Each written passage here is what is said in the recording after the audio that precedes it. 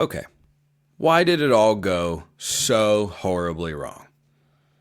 There's a simple but complicated answer to that.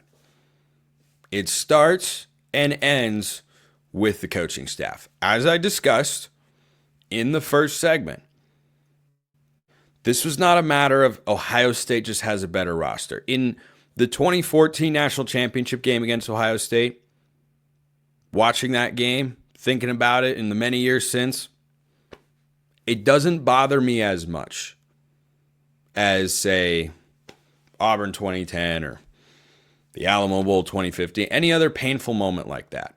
Because in that game, they just got outplayed. I felt like Ohio State, and they did, had more NFL caliber players on the roster. They were just better, top to bottom. But to say in this game, when Oregon's already beaten Ohio State, that Ohio State's roster is just so much better, I find completely ridiculous. It doesn't mean there aren't areas where Oregon's roster needs to improve. I'll be discussing those throughout the entire offseason, which is now officially underway, so we count things down to the spring game.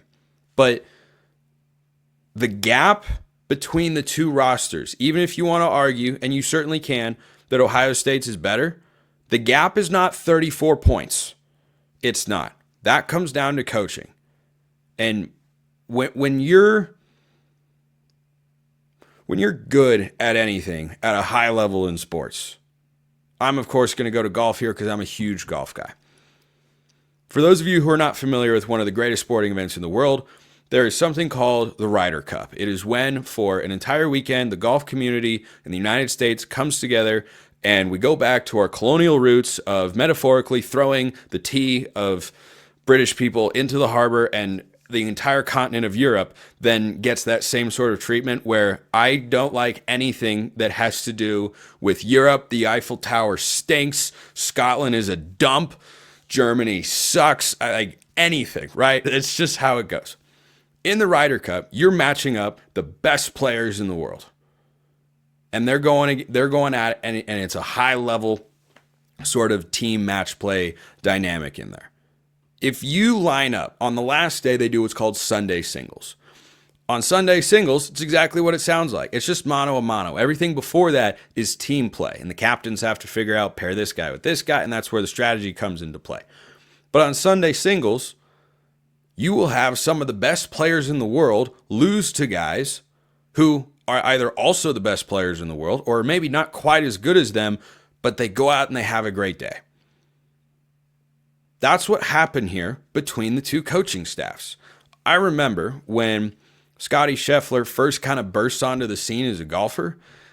When I first noticed was when Jon Rahm was the number one player in the world. This was all, pre-live stuff.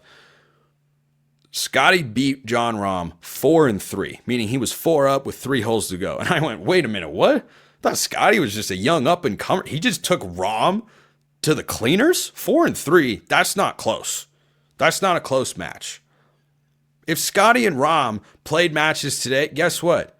Scotty's probably going to win 5 and Rahm's probably going to win. Well, Rahm's not playing that well right now. So Scotty's probably going to win 6 and Rahm is going to win 4. So there was plenty of criticism heaved at the Oregon coaching staff, justifiably so. It's not an indictment on their entire careers or what they can be in their respective roles, because the same guys who just orchestrated just the second 13-win season in the history of Oregon football, they got beat by other guys who were really good. Chip Kelly worked Tosh Lupoi. Ryan Day beat Dan Lanning. And Jim Knowles, the Ohio State defensive coordinator, that was maybe the biggest mismatch of all. Well, I don't know. I mean, Ohio State was scoring at will early on, and Tosh did not have any adjustments in there. But that was where this game came down to me. This was just their coaching staff made the adjustments from the first game. Remember when Oregon was hitting all the deep shots because Ohio State wanted to take away the short stuff? Every time Dylan Gabriel threw down the field, DB was on top of him. Same players, different outcome, different coaching, technique, attention to detail.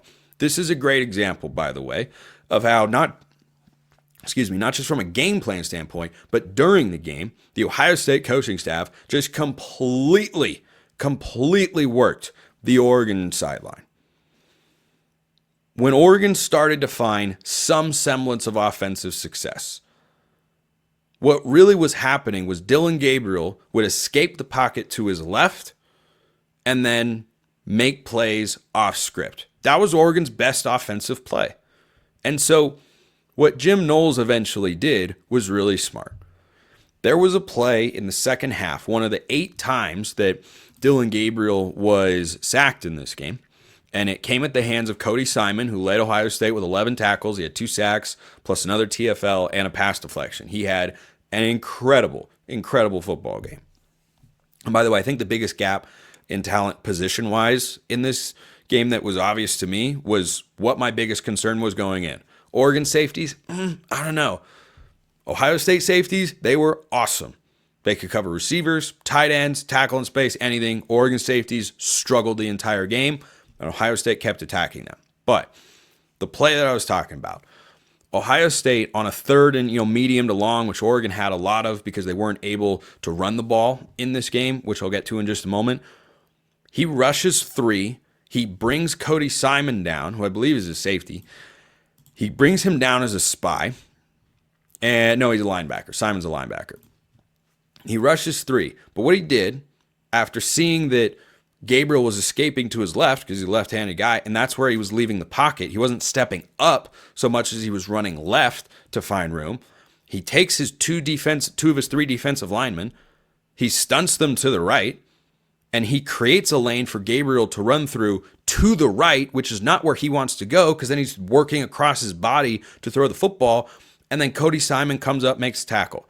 That was the perfect encapsulation to me of great defensive game planning, attention to detail, and when you do that with great players, that's the results you get on the field.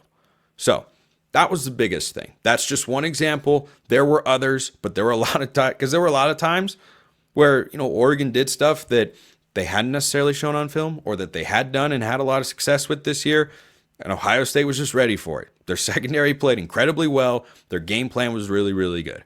The second problem is that Oregon had a historically bad day running the football. I do not know of another game, not while I have been covering the Ducks, which was just after the 2021 season. So, this is the 3rd year that I've covered the Ducks here on Locked On Ducks. I have never, not even in the Georgia game, which was 49-3, did Oregon end the game with minus 23 rushing yards. Now, that factors in sack yardage, which I think is slightly... I wish they would more easily separate the 2 stats, but that's just me. Still, if you take out Dillon Gabriel's rushing yardage, which was 12 carries for minus 43 yards, Oregon ran for a whopping 20 yards, less than 2 yards a carry. I did feel early in the game, boy, they're running side to side too much. Then they tried running downhill more. It wasn't there. I don't know how to account for that. In the first game, Oregon ran the ball. They ran the ball just fine. They ran for, wait for it, 5 yards carry. 5 yards carry in the first game. Same offensive line. A couple of different tweaks, but fundamentally the same guys. They didn't have a push. Poncho got beat by Tyleik Williams a lot. They couldn't move him around in the interior. Jack Sawyer, in particular, coming off the edge. What I was talking about earlier with that Ryder Cup thought of sometimes it goes this guy's way, sometimes it goes that guy's way. First meeting, advantage, Johnny Cornelius. Second meeting, advantage, Jack Sawyer. Not so much in the beating him off the edge all the time. He did in a couple of instances, but mostly he got his hands up in the air and he batted the ball down. Because they saw that Penn State did that, and Ohio State, again, attention to detail, execution on the field. It was just a coaching mismatch. And then in the trenches, I don't know how to explain it. Oregon's got a unit that's a semifinalist for the Joe Moore Award, given to the best offensive line in college football, and they played horribly. They were fine in pass protection. Not great, but they were fine. I know there were 8 sacks, but that's mostly because Gabriel had nowhere to go with the football, and the secondary was playing so well.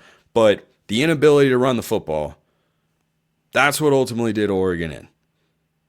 to just have no semblance of balance, and then you let guys pin their ears back, rush the passer, and when they don't get there, they got their hands up a lot and batted passes down. Those were the biggest things to me that stood out. Coaching, inability to run the ball. There were others. Let me know what you think below.